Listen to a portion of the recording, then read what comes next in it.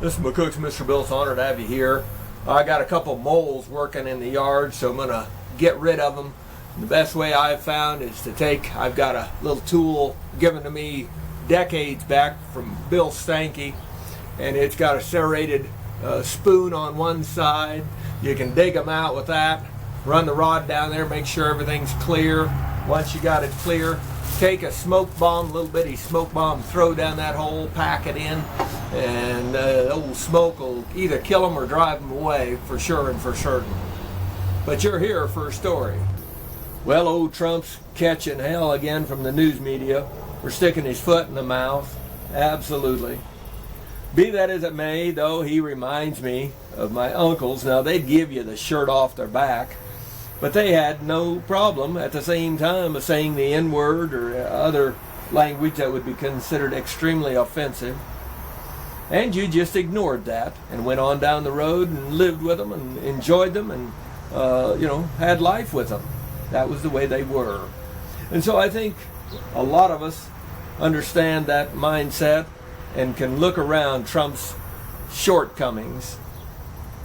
And the worst words that he say is nothing compared to what Bill Clinton did in the White House while talking to a senator with a cigar.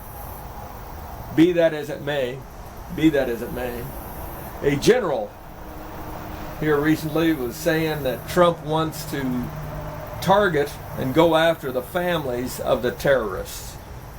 He said America has never done that, and America will never do that. I thought that was an interesting statement. Know a wee bit about history, and when this country started, we had no problem giving infected blankets to women and children so that it would wipe out tribes. Old General Custer, one of his main tactics when he attacked a village, a Native American village, was to get in there and capture as many women and children as possible. And if the Braves tried to attack them, they'd make it real clear they'd kill their women and children if they got attacked, and so they wouldn't be attacked. It almost worked that same way at the Little Bighorn, except they stopped him from getting into the village where the women and children were. World War II came along, and Germany killed women and children in London, and so we had no problem targeting their women and children, including 100,000 killed in one night in Dresden. Carpet bombing, a firestorm that ensued. You bet. And as far as that goes, we have had peace on earth, more or less, at least from anything major. And the reason for that is we have hydrogen bombs, some 2,000. And those 2,000 bombs, they're there. And it says that if you hit the United States, we're going to unleash hell on you. And we're going to kill your women and your children. You bet. And every nation in the world knows we mean it. For what it's worth, I had an old CIA boy about 3 years after 9/11 tell me, when I asked him, I said, I wonder why that they haven't hit us again, another 9/11 event. Why haven't they tried something else? And he said, off the record, he said, we told the Muslims that if we got hit again, we would nuke Mecca.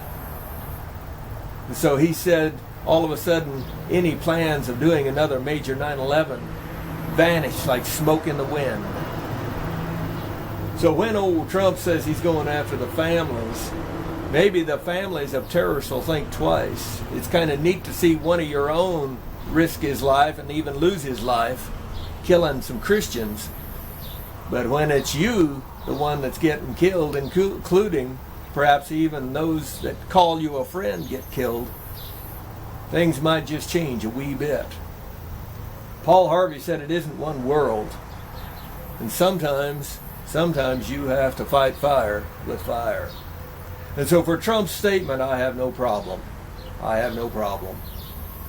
Be that as it may, would he be a good president? Who knows?